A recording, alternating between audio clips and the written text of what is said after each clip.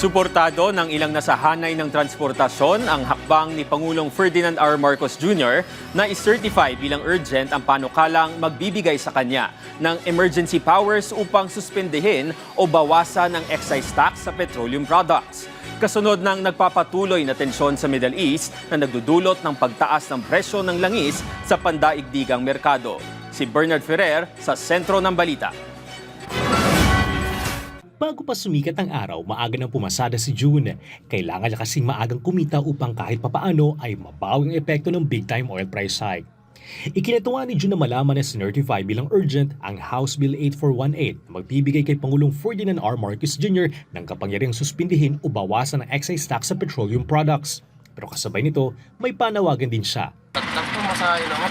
Dagdag pa masahe. Oo. Kasi laki yung naidagdag na dinidiesel namin araw-araw eh. Magsimula nung nagtaas ng diesel. Halos umaabot na sa 2,000 pesos ang kanyang araw-araw na gasto sa pagpapakarga ng diesel. Dahil dito, dagdag pa sa nakikita niyang paraan upang kahit papaano ay makabawi sa epekto ng pagtaas ng presyo ng langis. Naniniwala naman ang transport group na Pasang Mazda na mahalaga ang pagbibigay ng emergency powers sa Pangulo sa panahon ng krisis. Umaasa sila na agad itong maipapatupad upang makatulong sa mga tsuper na apektado ng pagtaas ng presyo ng langis. Malaki rin anila may tutulong ng hinihiling na dagdag pasahe para sa sektor ng transportasyon. Yung pagtabyas ng excise tax, malaking tulong na ho sa amin.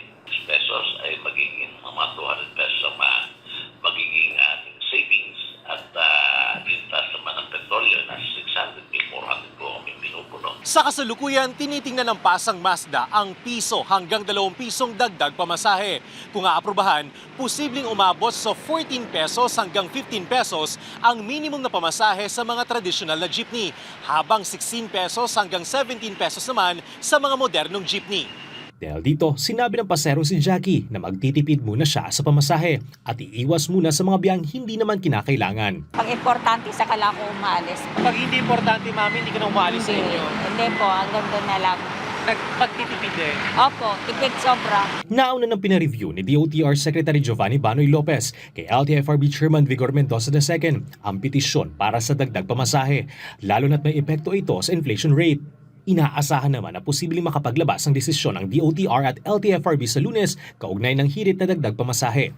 Nakatakda namang magpulong sina DSWD Secretary Rex Gatchalian at DOTR Secretary Lopez upang talakayin ang pagbibigay ng cash relief assistance sa public utility vehicle drivers na apektado ng big-time oil price hike dahil sa tensyon sa Middle East.